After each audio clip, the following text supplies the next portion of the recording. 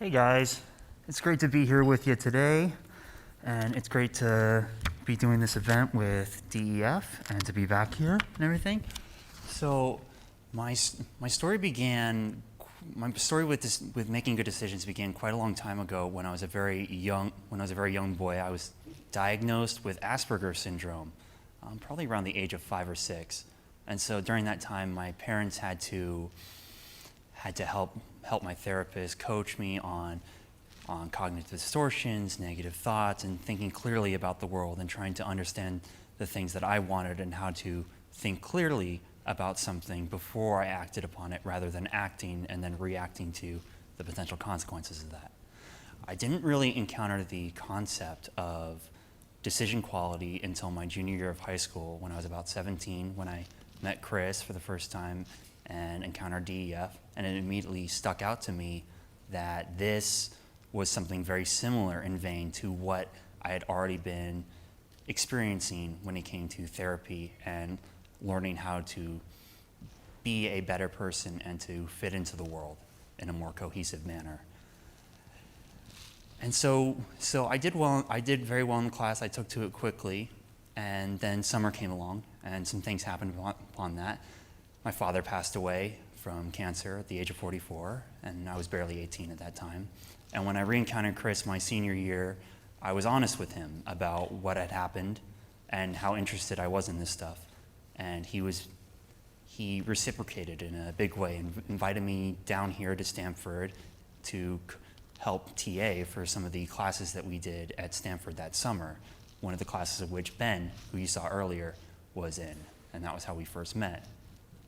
And that was a huge deal for me, especially at that age and time. After going through all that, I really needed the break. There was a lot of friction going on, understandably, and it was good to get away and to be able to restore myself, which this absolutely did, from learning more about the decision quality and the chain and how to apply that to my life.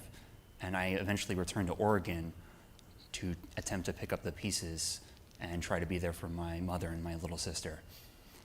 So I ended up going to University of Oregon and ended up graduating from there last year during lockdowns. But during that time, I did have a decision that I had to make, and I didn't realize at the time, but like all those things that had unconsciously assimilated into how I think, the same thing had happened with the elements of decision quality and the chain. And so I realized that I had been interested in medicine ever since I was a little kid, but I realized that after losing my dad and after undergoing all these things, that I didn't have it in me for another 5 to 10 years of schooling. And so I began asking myself, well, do I even still want to do medicine? Do I even still want to do this? Do I want to try and find something else? And the answer to that was still yes, I want to do medicine. And that helped guide me, and so I started looking at the different alternatives and exploring and shadowing different professions in medical care. Unfortunately, at that time, I had just undergone a knee surgery and torn a shoulder, so I spent a lot of time in physical therapies and ended up eventually shadowing with the same physical therapist because he was impressed by my passion for the subject. And I continued gathering useful information, how many years of schooling, what is the average GPA to get in, what testing is involved, how often do you have to go to take specialized tests and everything, even in grad school. And eventually I settled upon the physician assistant schooling, and it ticked off all the boxes for me based on that. And it was then that it dawned on me, and I spoke to Chris about it, it was that I began to realize that this decision chain, just like all those things earlier in therapy, had become unconsciously assimilated and had become a cohesive part of my thinking without me even being able to realize it until after I had the time to be introspective.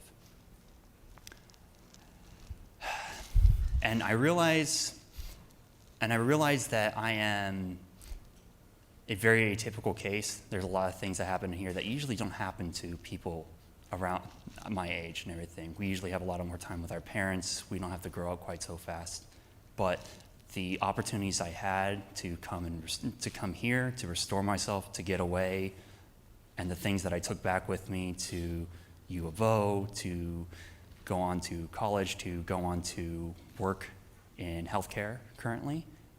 They've played a big role in my life, and I would ask all of you today to consider if you know anyone who might benefit from something like that. Because I know it made a world of difference for me, and hopefully it might make a world of difference for them. Thank you.